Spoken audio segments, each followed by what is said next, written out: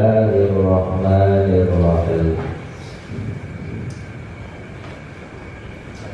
Qala musannif wa amma burhanu wujubil qiyam lahu ta'ala fali'annahu law lam yakun qadiman lakana hadisan fayabtadiru ila mudisin fayalzamu dawru awil tasalsul. Jadi ringkas. Wa amma Qur'an wujubil qidami lahu ta'ala lana pon utawi dalil wajib sifat qidam lahu kadwe Allah ta'ala. Wali'anahu iku maka karena satu kalakuan laulah dia pun qadiman iku lamun orang ana ya Allah iku kan qadim lakana hadisan maka ya Allah hadisan itu kan maka fayaqdiru maka butuh ya Allah ila kondisi tarikan nanyake ayat zaman jauh awit kasar suluh maka wajib apa daur awit kasar suluh atau kasar suluh maka wajib apa daur awit kasar suluh atau kasar suluh berangkai-rangkai. Hadirin jamaah yang dimuliakan Allah Subhanahu wa taala, alhamdulillahirabbil alamin. Pada saat ini kita semua masih diberikan kesempatan oleh Allah untuk belajar ilmu agama, khusus yaitu belajar ilmu tauhid. Dalam pertemuan ini insya Allah kita akan membahas tentang dalil yang menunjukkan bahwasanya zat Allah Subhanahu wa taala itu wajib bersifat ibadah. Sebagaimana di awal dijelaskan bahwasanya wajib Allah Subhanahu wa taala zat Allah bersifati oleh sifat idam. Idam artinya la awwala lahu, tidak ada permulaan. Bukan berarti kata dahulu, bukan berarti kata kuno, atau bukan berarti kata dulu. Karena dahulu, kuno, hubul, antik itu adalah sesuatu yang menunjukkan zaman yang sangat lampau. Maka tidak tepat bagi Allah Subhanahu wa taala dikatakan dahulu. Kurang pas kepada Allah Subhanahu wa taala dikatakan kuno, antik ataupun hubul, karena semuanya itu menunjukkan terhadap zaman. Sedangkan Allah Subhanahu wa taala itu suci. Allah Subhanahu wa taala itu tidak terikat oleh zaman, karena zaman adalah sesuatu yang baru yang diciptakan oleh Allah Subhanahu wa taala. Allah ada sebelum zaman itu ada. Makanya sangat tidak pantas dikatakan kepada Allah Subhanahu wa taala sesuatu yang menunjukkan terhadap zaman. Karena Allah la yataqayyadu bi zamanin, Allah tidak terikat dengan waktu. Allah telah ada. Kata telah saja sudah kurang pas. Karena telah ada itu menunjukkan sesuatu zaman lampau. Karena pada dasarnya zaman itu ada tiga: zaman lampau, zaman sekarang, dan zaman yang akan datang. Zaman lampau, ya, sesuatu zaman yang menunjukkan lama, gitu, ke belakang. Kalau selain Allah Subhanahu wa taala boleh dikatakan hubul, dikatakan kuno, dikatakan dahulu gitu. Contoh seperti langit ini ya kuno gitu. Langit ini telah kuno, telah dahulu. Boleh, karena makhluk Allah Subhanahu wa ta'ala. Karena makhluk Allah pasti terikat oleh zaman. Karena zaman itu sendiri adalah merupakan sesuatu yang baru, arad. Dan langit bumi itu adalah sesuatu yang baru. Dan sesuatu yang baru itu pasti terikat dengan sesuatu yang baru, dengan sifat-sifat yang baru. Keterikatan dengan zaman, keterikatan dengan tempat, keterikatan dengan jihad. Dan itu tidak bisa dibantah oleh akal. Selain Allah Subhanahu wa ta'ala itu baru dan pasti terikat oleh ketiga perkara tersebut. Terikat dengan waktu, terikat dengan tempat, terikat dengan jihad. Dan Allah Subhanahu wa ta'ala bukan barang yang baru. Karena Allah Subhanahu wa ta'ala itu bukan materi, karena Allah Subhanahu wa ta'ala itu bukan fisik, karena Allah Subhanahu wa ta'ala itu bukan benda, maka Allah Subhanahu wa ta'ala tidak terikat dengan itu. Karena yang terikat dengan ketiga perkara tersebut adalah materi, benda, fisik, diri, jisik. Maka kita telah bahas di awal-awal itu, ya. Karena jisim ataupun diri itu pasti terikat dengan awal, dan awal itu adalah sesuatu yang baru. Karena jisim itu adalah yang baru, dan sesuatu yang baru pasti terikat dengan sesuatu yang baru. Maka seluruh yang perkara yang baru pasti sifatnya pun baru. Dan itu boleh disematkan pada makhluk Allah dengan sifatnya. Langit bumi ini kuno, langit bumi ini dahulu, langit bumi ini hebul. Bahasa apa hebul? Boleh. Ya. Dan juga Allah tidak terikat dengan jihad. Maka Allah tidak di atas, tidak di bawah, tidak di depan, tidak di belakang, tidak di kanan, tidak di kiri, tidak di jati, tidak di dalam, dan tidak di luar. Karena Allah Ta'ala bukan materi, maka otomatis tidak tersifati oleh jihad, tidak terikat oleh jihad. Coba saja kalau kita pikir, ya, semua ilmuwan mengatakan bahwasanya bumi ini adalah bundar. Bumi ini adalah bundar, itu kan bagaikan bola. Nah, kalau misalkan bumi ini bundar bagaikan bola, maka otomatis tidak ada atas, tidak ada kanan, tidak ada kiri, tidak ada bawah. Maka kalau misalkan Allah Subhanahu wa ta'ala terikat dengan jihad, misalkan Allah Subhanahu wa ta'ala ini di atas bumi, lalu di bawah bumi siapa? Berarti tidak ada Allah. Kalau misalkan di kanan dan kiri, di depannya siapa? Belakangnya siapa? Karena yang tersifati oleh jihad itu adalah materi. Dan materi itu pasti terikat oleh jihad, oleh arah, oleh jurusan. Kalau tidak di depan jadi belakang, kalau tidak di kanan jadi kiri, kalau tidak di atas jadi bawah, kalau tidak di dalam jadi luar. Sedangkan Allah Subhanahu wa ta'ala bukan materi, maka tidak bisa tersifati oleh jihad itu, tidak terikat oleh jihad itu. Maka tidak bisa dikatakan Allah Ta'ala di atas, Allah Ta'ala di bawah, Allah Ta'ala di kanan, di kiri, di depan, belakang, di dalam, di luar. Tidak, karena Allah bukan materi. Berbeda dengan akidah Mu'tazilah.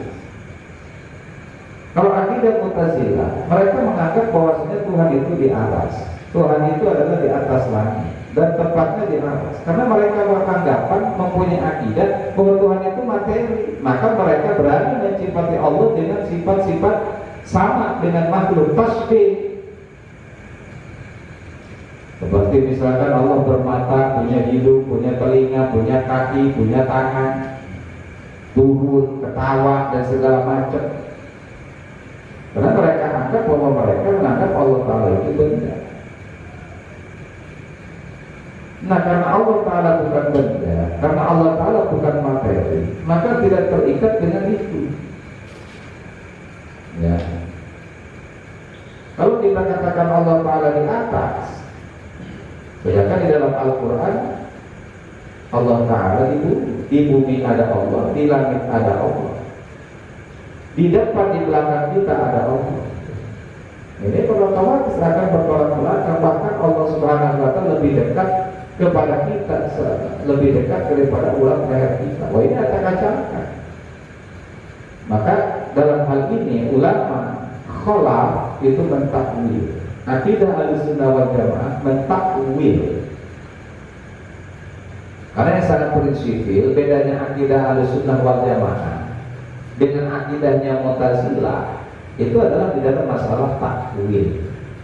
Takwil ayat ataupun takwil hadis. Ketika ini tidak sesuai dengan kriteria Allah, kriteria ketuhanan, maka otomatis ayat ataupun hadis tersebut harus ditakwil sesuai dengan makna yang pantas dan layak kepada Allah Subhanahu wa Ta'ala. Karena di dalam Al-Quran sendiri Allah menjelaskan kepada kita laisa kamitslihi syai'un, tidak ada seumpama Allah apapun itu.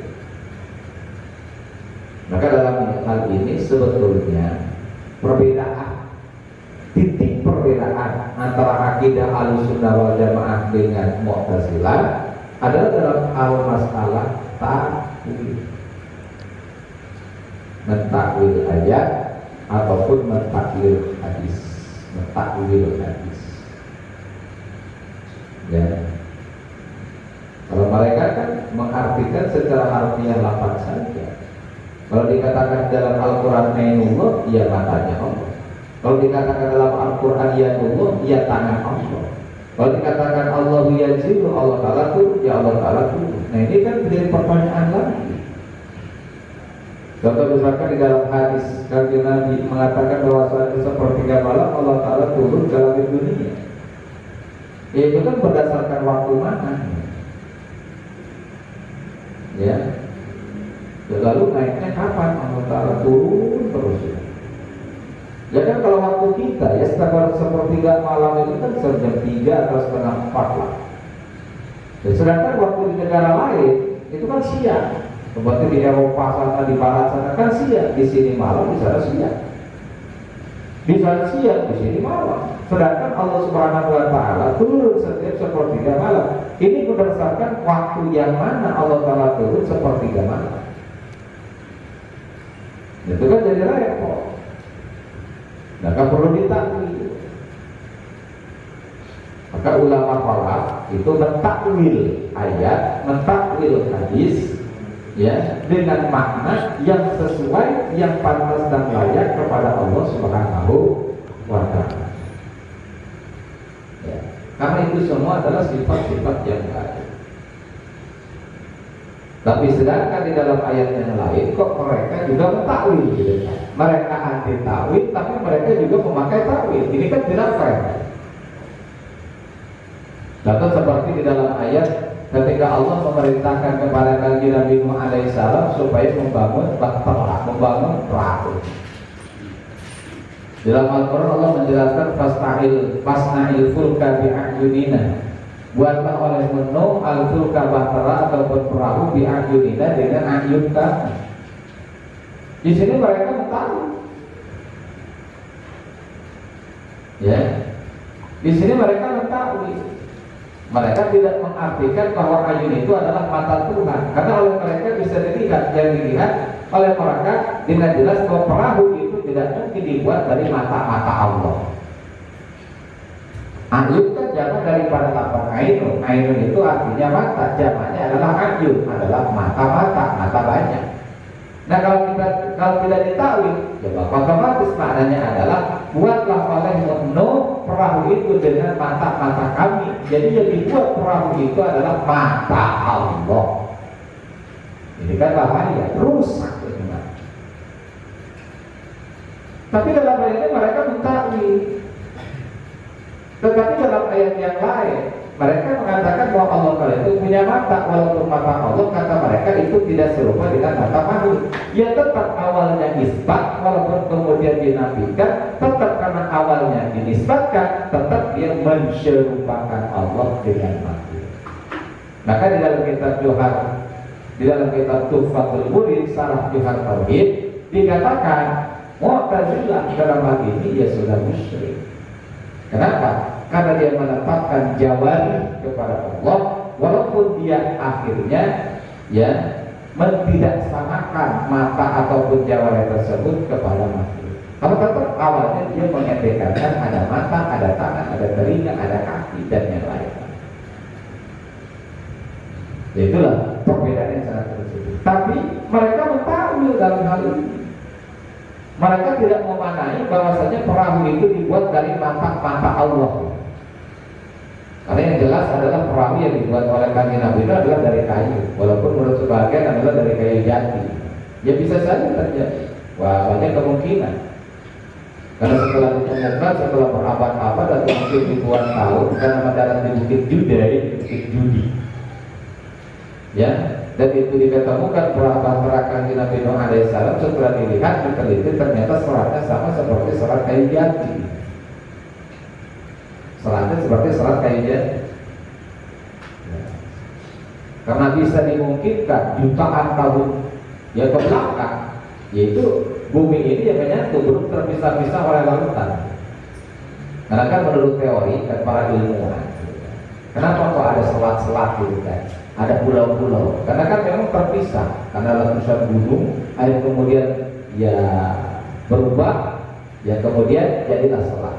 Contoh seperti Lampung dengan Sunda itu dulunya menyatu. Karena ada letusan gunung yang sangat besar, atau air kemudian itu ya terpisah, dan kemudian terbelah, maka dinamakan selat-selat.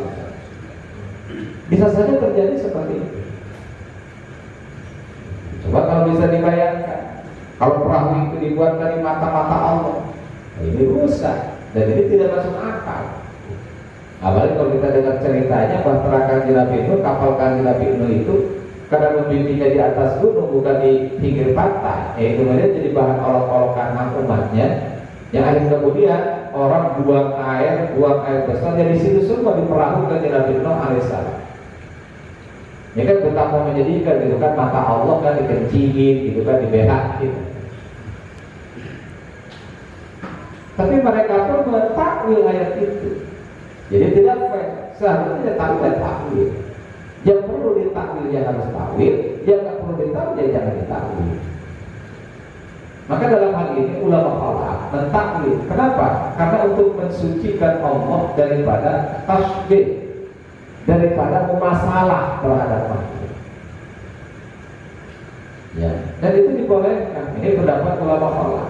Dan ulama falak itu adalah ulama ya yang membidak di dalam ilmu tauhid yang masa hidupnya itu 300 Hijriah ke sini, 300 Hijriah ke depan. Kalau 300 Hijriah ke belakang itu dinamakan ulama salaf. Dan ulama salaf ini lebih memilih diam. Artinya dia mereka memilih tidak mentakwil, artinya tafwid, memasrahkan makna yang sesungguhnya kepada Allah Subhanahu wa taala. Maka ketika menjumpai ayat atau hadis yang seolah-olah menyerupakan Allah dengan makhluk, yang mereka lewat, mereka pasrah kepada Allah. Wallahu a'lam bishawab, ya sudah, enggak dimaknai, dilewat saja. Itu pendapat dua masalah. Nah makanya sangat luar biasa kita bersyukur kepada Allah mempunyai Tuhan ya yang bersifat tiga, Tuhan yang tidak ada permulaan. Bisa dibayangkan kalau kita menyembah Tuhan, kalau Tuhannya itu dilahirkan sesudah langit dan bumi. Contoh seperti akidahnya orang-orang Nasrani yang mentuhankan Kanjeng Nabi Isa alaihissalam, mereka anggap Kanjeng Nabi Isa itu Tuhan. Contoh seperti orang-orang Mesir dahulu yang mereka mengetikkan bahwa Fir'aun itu Tuhan. Ini kan sangat bahaya sekali, ya, sangat bahaya sekali dan tidak masuk akal.